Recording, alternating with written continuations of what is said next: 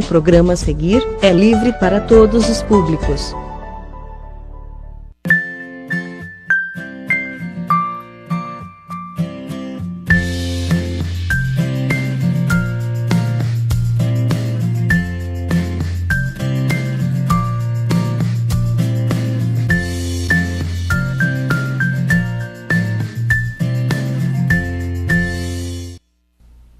Olá, amados e amadas do Senhor. Cumprimento a todos vocês com a graça e a paz do Senhor Jesus. Todos os dias a gente tem trazido aqui para vocês testemunhos que podem de alguma forma tocar a sua vida, impactar a sua vida. E hoje a gente tem mais um desses testemunhos aqui. Eu não sei se você já se sentiu assim ou se você conhece alguém que sofre da chamada síndrome do patinho feio. Você lembra da história do patinho feio? Pois é, o patinho feio se achava feio, desengonçado, não era aceito, se achava diferente do meio em que ele vivia. Mas na verdade, ele se achava isso assim porque ele estava realmente com a identidade invertida. Ele não era um patinho, ele era um cisne. E aí só quando ele descobriu a sua verdadeira identidade é que ele pôde viver todo o potencial que ele tinha para viver. Isso acontece muito com muitas pessoas e geralmente com pessoas que realmente são muito bonitas, muito inteligentes, muito espertas, mas que não conseguem ver a si mesmas com toda essa beleza, com toda essa plenitude. Isso já aconteceu comigo, eu imagino que já tenha acontecido com alguém que você conhece, mas é um problema muito mais sério e mais grave do que a gente imagina. Não é só uma questão de vaidade, de se achar ou não bonito, é uma questão de identidade. O testemunho que a gente vai contar aqui hoje fala justamente disso, da verdadeira identidade, a identidade celestial, aquela que o Pai preparou para você. Hoje a gente vai contar o testemunho da Carolina Castro. Ela é linda, é professora, é nova, é inteligente, é uma mulher incrível, mas que se via como o patinho feio. Ei, Carol, seja muito bem-vinda. Eu que agradeço pela oportunidade e pelos elogios. Não, mas a honra pode ter certeza, é toda minha. A gente contou o seu testemunho no portal agora, sim, né, há pouco tempo. E eu costumo dizer que eu sempre sou a primeira abençoada, porque eu leio os textos para editar e eu chorei horrores quando estava lendo o seu texto, amém, sabe? Porque eu fui muito abençoada. E eu creio que por isso que você está aqui hoje, para abençoar outras vidas também. Seja muito bem-vinda. Obrigada, Carol. Como eu te disse, né, anteriormente, quando você me fez o convite, eu pensei assim, gente, mas porque eu até então via o meu testemunho de vida como algo muito comum, né, muito simples.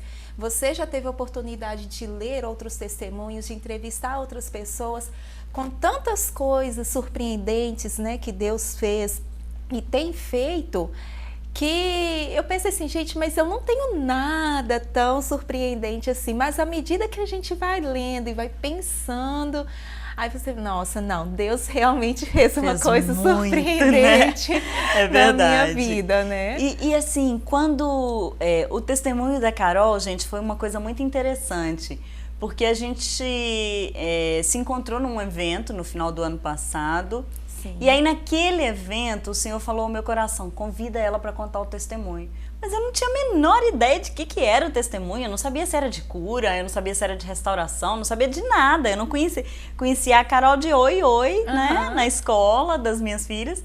E assim, não sabia nada da vida dela. E quando Deus falou isso, eu falei, uai, tem que convidar. E aí eu convidei e você ainda ficou, foi justamente isso, né, Carol? Não que você tenha relutado, mas falou, Carol, vou orar, vamos pensar e tal, né? Sim, porque eu me assustei. É interessante que hoje, me arrumando para vir para cá, eu pensei assim, gente, eu me lembro de uma vez que eu assisti uma ministração do Diante do Trono, na gravação daquele CD Esperança, em que a Ana Paula, ela dá um testemunho de vida dela, né, de uma coisa muito íntima, muito pessoal. E eu pensava assim, gente, mas ela se expôs, assim, ela colocou uma questão dela para tantas pessoas assistirem. Eu acho que eu nunca faria uma coisa dessa, né? E eu não sei quantas pessoas que esse testemunho vai alcançar, Mas hoje Deus está me dando a oportunidade de fazer a mesma coisa, né? E vendo o retorno disso, que tem acontecido, eu já me sinto muito feliz e muito grata a Deus, né? Amém. Por essa oportunidade. Amém. Glória a Deus. Amém. Mas então vamos lá, Carol, porque Tá. as pessoas devem estar ansiosas para saber Sim. o que é, né? Uhum. Bom, você foi uma menina normal, igual todas as outras meninas. Sim, sim. Cresceu numa família estruturada, mas você não Sim. nasceu num lar evangélico. Você nasceu em um lar cristão, né? Mas não nasceu em um lar evangélico. Isso. E como que era essa Carol, a menininha, a Carol criança? Como que era isso? Sim, então, era uma pessoa muito amada, né? Muito querida. Meus pais realmente, né, como você falou, não eram evangélicos, ainda não são evangélicos. Eu tenho 2 irmãos, um mais velho do que eu, que é irmão por parte de pai, e ele não cresceu conosco, mas hoje nós temos uma convivência mais próxima, né? E eu tenho um outro irmão mais novo que cresceu comigo, conviveu comigo, então assim, brincávamos o tempo inteiro.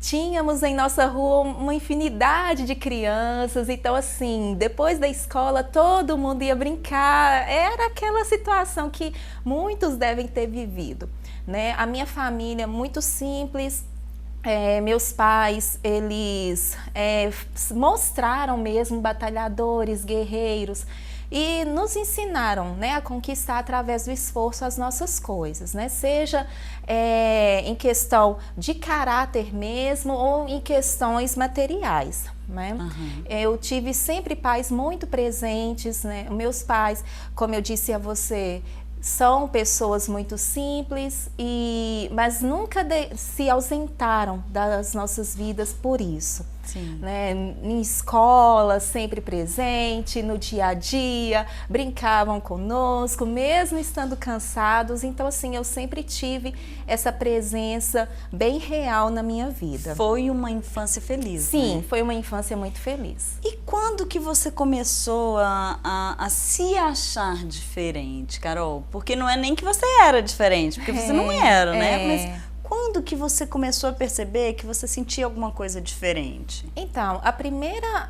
lembrança que eu tenho a respeito disso foi de uma vez que eu voltava da casa dos meus avós, eles moravam em Matozinhos, e eu estava com uma das minhas tias, e aí ela foi conversando comigo, disse que uma pessoa falou assim que eu não conversava muito, porque eu sou mais quieta mesmo. E aí ela virou e falou assim, mas ela é lerda assim mesmo. Então, isso aí entrou no meu coração, foi um choque, né, pra mim. Tipo, mas eu fiquei como assim calada. Que eu sou lerda? Eu sou normal, como assim, né? E assim, a partir daí, Carol, aconteceram várias situações em que essa palavra sempre esteve presente. Relacionada, né? A você. Relacionada a mim. Então, eu, muito criança ainda, acho que uns 4 anos, se não me engano, e eu comecei a entender, não, então eu sou assim. Eu sou lerda. Mas assim, a minha vida, ela mostrava situações diferentes. Como eu coloquei no meu testemunho, eu aprendi a ler, a escrever antes dos 4 anos. Eu tinha uma capacidade de criar as coisas, uma criatividade que eu acho que, né, uma pessoa lerda não teria, mas as palavras que eram ditas a meu respeito, elas tiveram um peso muito grande na minha vida. E vindo das pessoas, né, que vieram pessoas queridas, isso. Então, por mais que assim, que a sua realidade fosse totalmente diferente das palavras que eram ditas a você, isso teve uma força muito grande. Sim. E ficou mais forte do que a sua realidade. Sim, né? Foi isso mesmo que aconteceu. E o que isso continuou, Carol, durante a infância? O que você sentia de diferente? Então, com isso, eu acabei não me sentindo à vontade para expor algumas coisas, por exemplo, um ponto de vista, para apresentar alguma coisa que eu tenha criado, porque eu sempre ficava com medo das críticas, né? Então, foi adquirindo em mim um complexo de inferioridade, um medo mesmo que foi me acompanhando durante anos. E então isso não se ateve ali ao seio familiar, não. Em outras esferas, em outros lugares que você estava, você também sentia isso? Sim. Como eu relatei também posteriormente, houve algumas situações nas escolas em que eu estudei. Depois disso, além da questão de ela é lerda, veio a questão, ela é feia, né? A primeira situação em que aconteceu isso, eu tinha 8 anos e estava junto com os meus colegas de sala. A nossa professora tinha colocado o filme da Disney, A Bela e a Fera, e eu achei aquele filme lindo. E aí no final eu falei assim, eu quero ser a Bela, né? Que criança, Sim. até adulta de repente tem essa vontade, né? Que dirá criança, todas as meninas assim, geralmente querem ser princesas.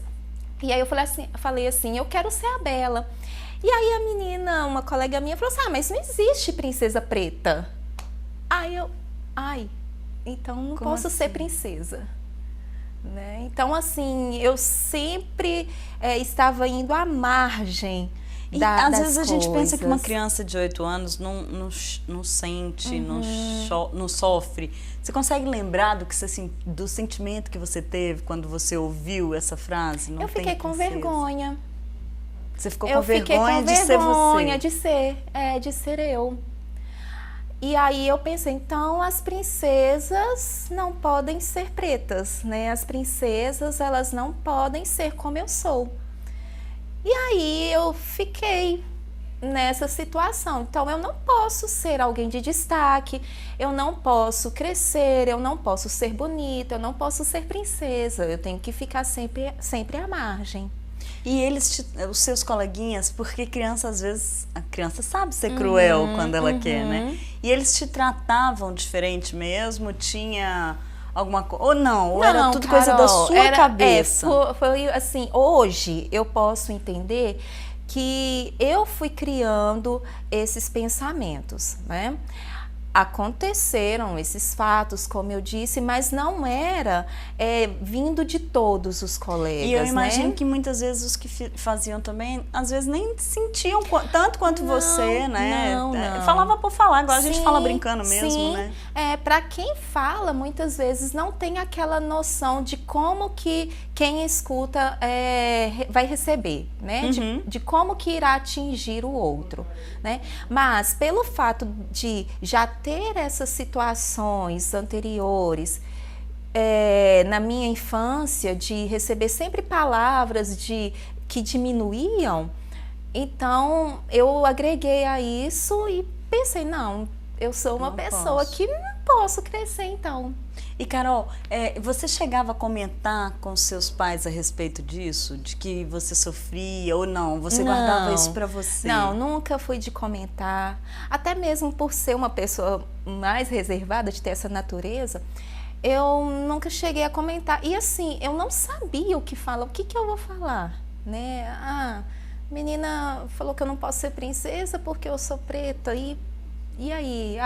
Um me chamou de lerda, ou fulano me chamou de lerdo, e eu não sabia o que falar, né? Eu acho que assim, eu não tinha nem esse pensamento de que eu tenho que falar, eu tenho que expor isso para alguém, não tinha. Então eu guardei para mim, né? Guardei para mim. E quando você chegou à adolescência, isso também continuou? Você vivia isso, a gente vai crescendo e a coisa vai crescendo junto, né, com a gente. Porque, Carol, não sei se com você foi assim, mas geralmente na fase da adolescência é uma fase que a gente dá mais atenção à beleza, né, à aparência, né, física. E isso aconteceu, né? Eu fui para uma escola muito bem conceituada na cidade.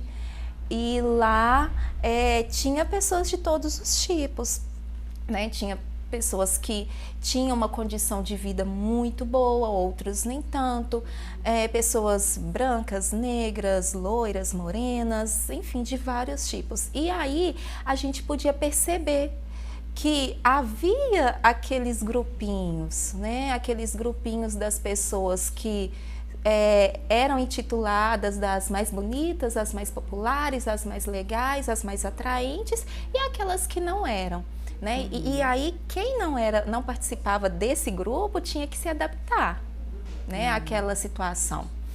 E isso é muito sofrido, né? Isso é muito sofrido. Eu me lembro que uma vez, tinha 11 anos, estava na antiga quinta série, e na minha sala de aula fizeram uma lista. Me lembro como se fosse hoje. Alguns meninos fizeram uma lista das meninas e meninos mais bonitos da sala. E as meninas e os meninos feios, né? E aí aqueles que não tinham um padrão de beleza que eles tinham especificado eram considerados feios, e eles colocaram isso assim para quem quisesse ler. Então eram situações assim que aconteciam. Que parecem pequenininhas. Você contando aí, eu tô me lembrando, eu lembro no meu primeiro dia de aula na quarta série, que nos primeiros dias a gente pode ir sem uniforme, né? Aí eu fui toda linda.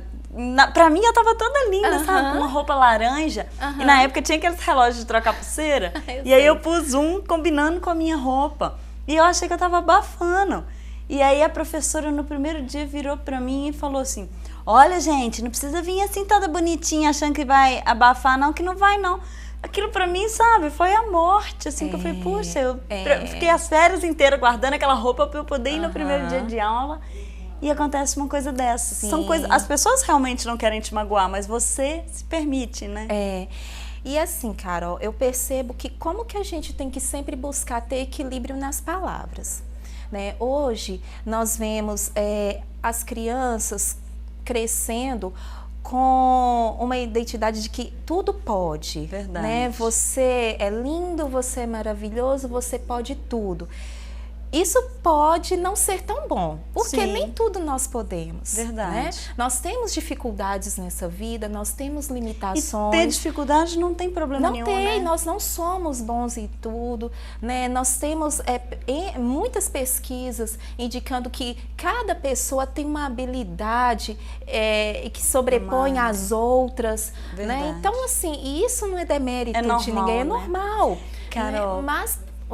Não, pode continuar. Desculpa. Mas, por outro lado, há necessidade também de ser valorizado aquilo que você tem de bom. E quando você não recebe, você também pode sofrer muito. Verdade.